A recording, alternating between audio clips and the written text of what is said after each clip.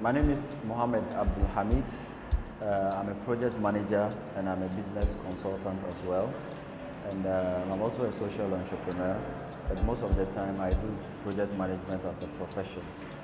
This class was made up of people from various backgrounds. We have people who are students, we have people who are into NGO management, we have a lot of entrepreneurs as well. Most importantly, we took them through the fundamentals of project management.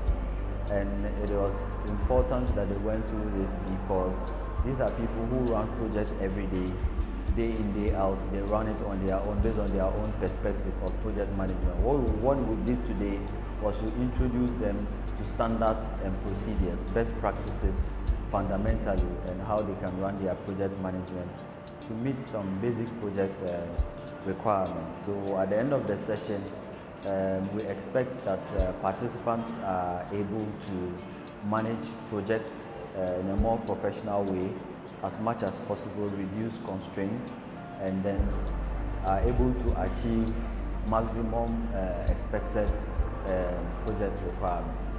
I think it is very important that we actually bridge the gender gap as much as possible.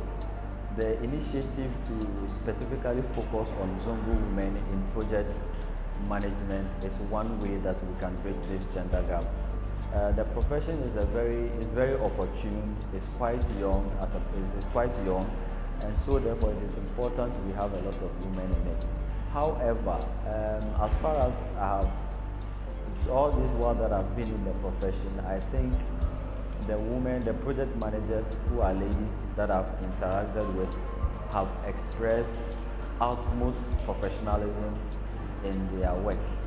And so when I came and I realized that the whole class was made up of women, I felt very excited to be part of this, to be part of a generation where these Zongo women are going to conduct project management on a very professional level. I'm actually glad I'm part of this because one way or the other, I have tested and I've seen how women do well as project managers and how they do their work professionally. So this is another way of getting more of these professional women, and I'm really glad to be part of this journey. I realized that they are very open-minded people. They like to experiment, they want to know new things, they like to learn something new by the day. I don't know whether that was their mindset before they came, but I will largely attribute it to